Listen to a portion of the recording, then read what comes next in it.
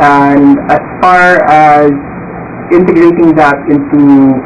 our notion of ablating the overtly sympathetic overfiring, okay, you're looking for the reversal of what a highly sympathetic event or series of events. Okay, describing this, we might say, by example, you have distinct tissue texture changes all over a chain that will include the rectus capitis posterior minor, rectus capitis posterior major, the recti and splenic capiti, the trapezius, the first rib, the second thoracic rib, the clavicle, the clavipectoral junction, the acromoclavicular joint and the sternoclavicular joint, for especially up to like the third thoracic up front, and then on top of that you would also have distinct trapped myofascial, perhaps chronic somatic dysfunction, and you have all over the trapezius distribution a hypertonicity. You would also have rotator cuff somatic dysfunctions, okay, supraspinatus, infraspinatus, teres minor, rhomboid, okay, and some deltoid hypertonicity and definitely some pectoralis hypertonicity. Okay, it's essentially a guarding pattern that would also include muscular hypertonicity, so you have to check for that, and a hypertonicity and an acute or chronic somatic dysfunction, and its accompanying changes for the temporal area. Notice how you can have the extent of this group of autonomic responses building up so that we have a picture that includes tension forehead, tension temporal, tension masseter, extending backwards,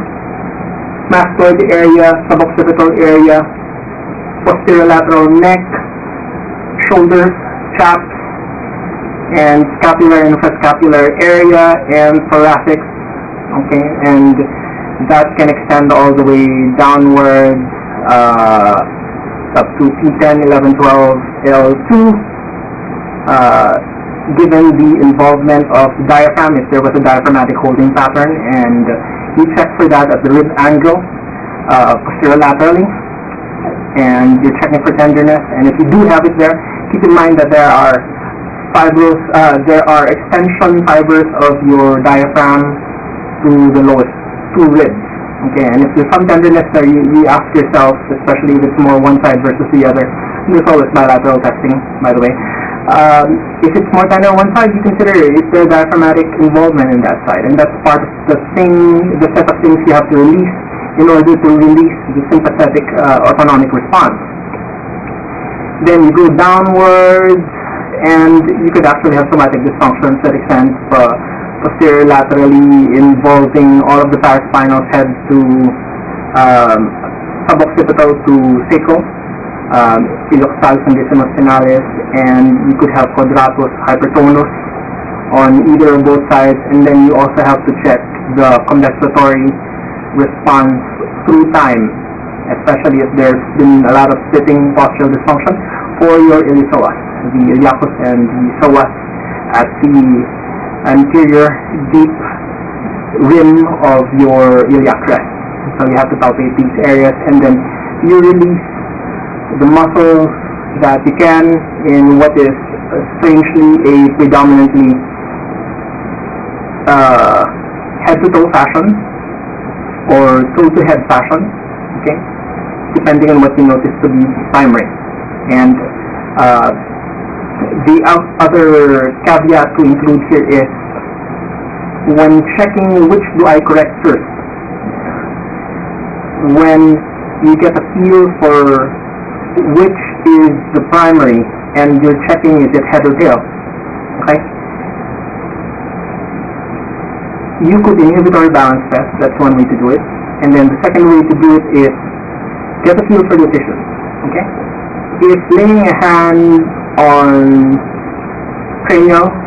nerves, head, suboccipital area, neck, gives you a change in tissue texture, gives you a lightfulness that wasn't there before, gives you an improvement in vasculature, a shift in vasculature, gives you something that's close to, up to, or beyond the still point, a restart of the body. If the body likes and shows you that it likes what you're doing, and a good palpation hold will tell you that much, okay? If the body likes what you're doing, do that area first. If it happened to have been sacrum, do that area first, okay? And then when in doubt, we like to, just because of the way things interconnect, take care of suboccipital first, and take care of facilities posterior minor involvement first, because that turns off the sympathetics, okay? And then we correct sacrum, ligament discrepancies, and then we inch upwards, and then correct again the suboccipital area to reset the balance centers. If correcting the suboccipital area does not reset the balance centers, we correct the temporal and auricular areas and mastoid areas, and very often that resets the balance mechanism, so that a lot of the postural instabilities from a chronically maintained wrong positioning for the body, poor body mechanics held through time, that are still there even though you've done your corrections. You can very often correct these by treating the areas we mentioned. Okay, hope that helps, and the best of luck to you. Again, this is Dr. Toledo. Please go through the rest of the videos and leave us feedback.